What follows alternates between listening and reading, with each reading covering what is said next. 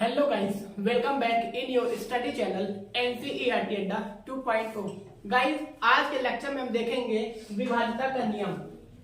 आज हम विभाज्यता का नियम देखेंगे, रूल्स देखेंगे, किसी नंबर को हम किस तरह से डिवाइड करते हैं। तो अगर हम बात करें 2 के नियम की, 2 का नियम,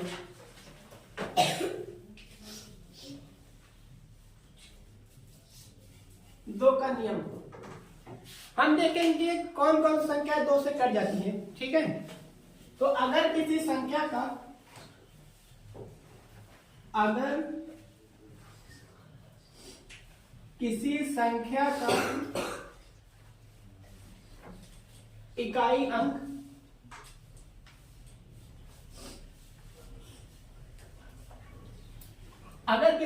इकाई अंक क्या हो, 0, 2, 4, 6 या 8 हो,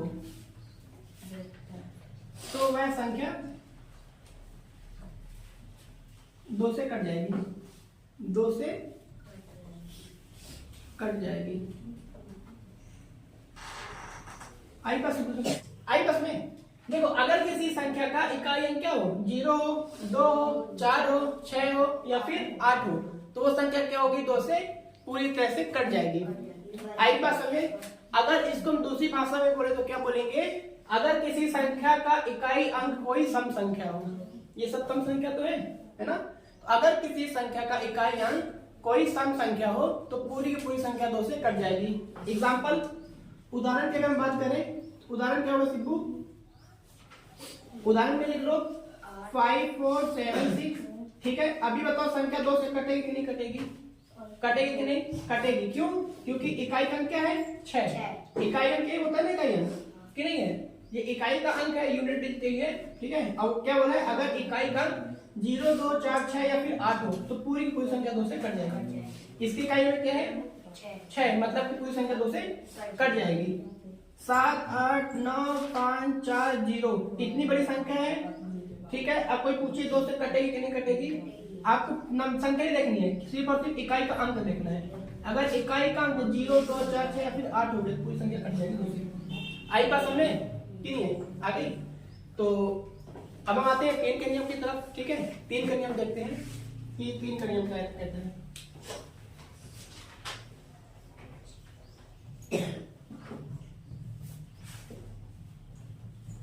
तीन का नियम, 3 की विभाज्यता का नियम क्या होगा, देखो इधर, अगर किसी संख्या के अंकों का योग, ये भी ऐसे बोलो, अगर दी गई संख्याओं के अंकों का योग 3 के भाग में आता हो। ठीक है, अगर दी गई संख्याओं के अंकों का योग 3 के भाग में आ रहा है तो पूरी की पूरी संख्या 3 से कट जाएगी। नहीं आया समझ में, देखो क्या लिखा, अगर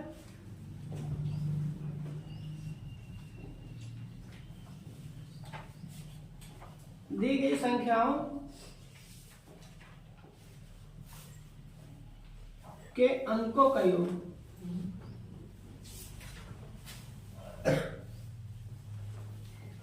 अगर दी गई संख्याओं के अंकों के क्या हो, 3 का विभाज्य हो, क्या हो, 3 का विभाज्य हो, 3 से विभाज्य हो।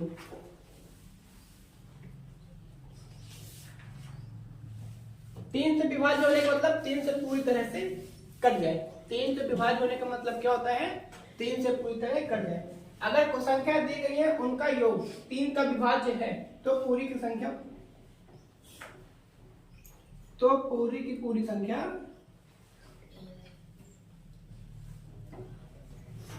3 से कट जाएगी। नहीं आया समझ में, आया कि नहीं आया, आ गया।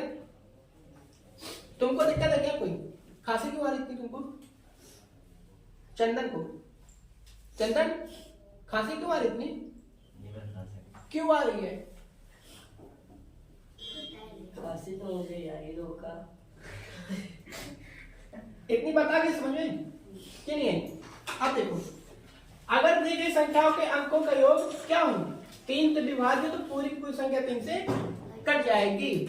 आई बात समझ में, अगर दी गई संख्याओं के अंकों का योग 3 से विभाज्य है तो पूरी की पूरी संख्या 3 से कट जाएगी। उदाहरण, अगर हम उदाहरण की बात करें देखो सीधे उदाहरण कैसे, 5 7 4 6 3 2, ये नंबर लिखा है, नंबर लिखा है, इन सबको जोड़ दो, जोड़ो, इधर देखो 7 5 12, 12 4 16, 16 6 22, 22 3 25, 25 2 27, 27 आया। अब बताओ 27 3 के पहाड़े में आता है कि नहीं आता? आता है, 3 के पहाड़े में आता है ना। हाँ, इसका मतलब कि अगर 27 3 के पहाड़े में आ रहा है तो मतलब पूरी पूरी संख्या 3 से कट जाएगी। अगर तुमको ये नहीं मालूम कि 27 3 के पहाड़े में आता है कि नहीं आता, तुम इनको एक बार और जोड़ दो, एक बार और जोड़ दो, 2 और 7 कर दो, कितना जो 7 2 9।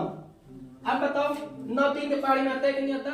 आता है। अगर 9 3 के पहाड़े में आता है इसको मतलब ये भी 3 के पहाड़े में आ जाएगा। मैंने यही लिखा, अगर दी गई संख्याओं के अंकों का योग 3 से विभाजित है तो पूरी की पूरी संख्या 3 से कट जाएगी। ठीक है, ये देखो संख्या दी गई थी, इनके अंकों का योग कर दिया, सबको जोड़ दिया, जोड़ने पे कितना है 27 आया। 27 3 के पहाड़े में आता है कि नहीं आता? आता है। अगर 27 3 के पहाड़े में आता है मतलब ये भी 3 के पहाड़े में आएगा। अगर यहाँ पे 27 की जगह 28 हो जाता, क्या हो जाता? 28। ठीक है, तो फिर 28 3 के पहाड़े में नहीं आता, तो ये संख्या 3 से नहीं कटती। आई बात की नहीं समझ आ गई?